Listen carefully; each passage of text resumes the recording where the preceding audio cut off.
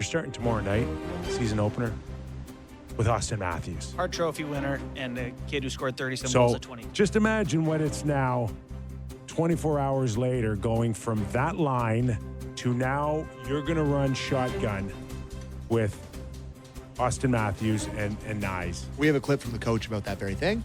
Right. Would you like to hear it? Berube, clip 3, please, Derek, on Michelli playing on the top line. I think he had some good practice time with that line, and I've liked what I've seen in practice. Like I said, he's a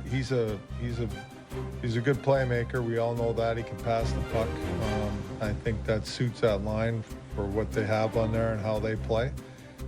Like I said, it's just going to be, we'll see how it goes, and I can't predict the future, but for him, he doesn't need to complicate the game, and think he's always got to pass to make a play. It's not about that. He just needs to play the game. He's got a good shot, he's shown us that he can fire a puck. He needs to shoot pucks. He needs to just play the game. He doesn't have to overanalyze it. He doesn't have to overpass. He just has to go and play. He's got to be responsible defensively. He's got to work. He's got to compete. All those things are going to determine if he can stick there and make that work or not. Easier said than done. Yeah. I've made this case on many different platforms now, but the only reason I don't like it, because I do think Michelli's a fine fit there. Only reason I don't like it is because what you're talking about with like pressure and status of these guys and whatever, it hasn't worked in Toronto when you've taken the new shiny toy and put it there and been like, okay, Nick Ritchie, okay, Joe Thornton. Such a Sheldon Keefe move to put him right on the top line immediately. Like, let's see who you are. And it's like, well, then just get his feet wet, find his game a little bit, and then we'll put him up there. Like, Domi there made perfect sense to me from a let's all take some shifts out there before we try to do Michelli and Matthews. Because nothing works for 82 games, and so there'll be a stretch where it doesn't work. But, then who plays center? Well, you got options. Lorenz can play center. Yeah, but third line, they want to go third line center Steven Lorenz on opening night. It just feels like it's more palatable to do Domi, which you've seen him do. You don't love it, but they like him better there because he skates more. I don't know. Spare parts. They're, And there's no way knowing, unless you probably are sitting beside Austin, either in the dressing room or on the bench, on what he's feeling or how intense he is on turning a subpar season last year around. Yeah. And you feel it. I've been in situations on a team where you look at a guy and it's like, buddy, I'm scoring tonight, and I don't care how I'm doing it. I'm scoring tonight. This is the way these goal scorers act, right? They got to get their cookies. It's like oxygen. They need it. And, Michelli's a good passer, but there's a tendency sometimes to play with these star players and overpass or feel the pressure to get them the puck. That's what I'm looking for. We should do just a quick zoom out on the whole thing and, first Leafs hour or whatever. Just what do you expect the Leafs to be this year? What do you think are they going to be better or worse than last year? And why? Show your work. I was never good at long division. Okay. It'll surprise you. Why are you guys looking at me? Well, because you're first? the other host of the show. Yeah. He's technically a producer. It says real Kipper over there. So. Oh, yeah. Okay. I don't expect the points of last year, and I think they're going to be in the mix. I think they're a second-tier team for me for the Stanley Cup.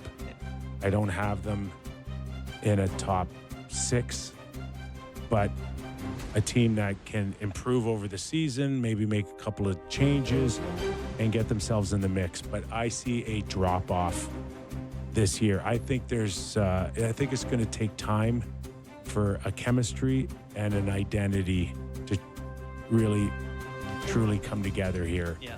A lot of new faces, still getting to know each other in terms of what they're capable or not capable of doing.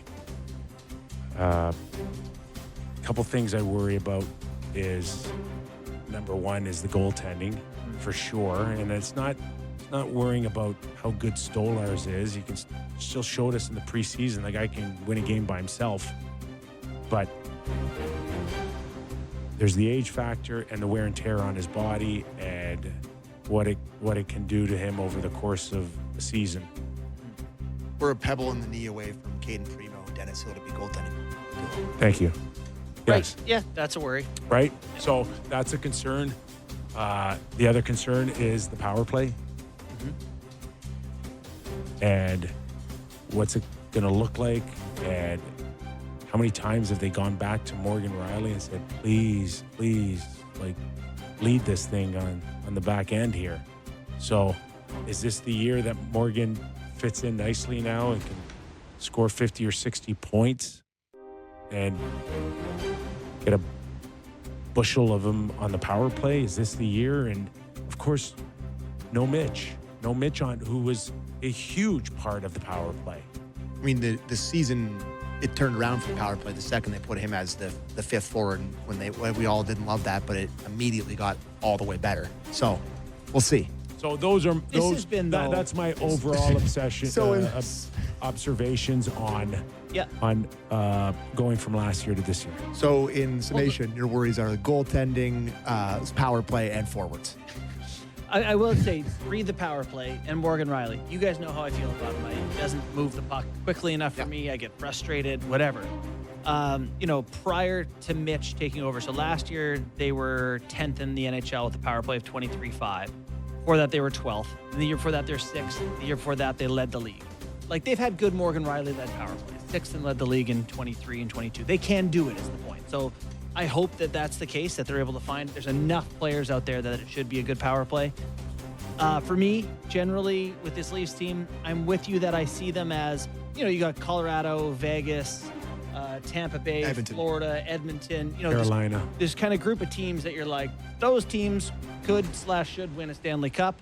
The Leafs are right below that tier to me, but I have high hopes that they intend to add a guy, because I do feel like they're one more dynamic player forward. Yeah. Away, because I think defensively they're really solid. I mean, you look at Carlo, Riley, McCabe, Tanev, Ekman Larson, Benoit, really like their D. Goaltending concerns me quite a bit. There's no doubt about that. Speed and scoring, like, that's why I want them to get one more guy. I just worry that they're going to be a little plodding in a league where the game's getting faster. But I do think they're a playoff team. They'll bounce between wild card, second in the division. They're going to be in that kind of, we'll see. But that's first impressions. Haven't seen a game yet. We may feel totally different come Friday. Or it's worse. Or worse. I don't know. I'm fighting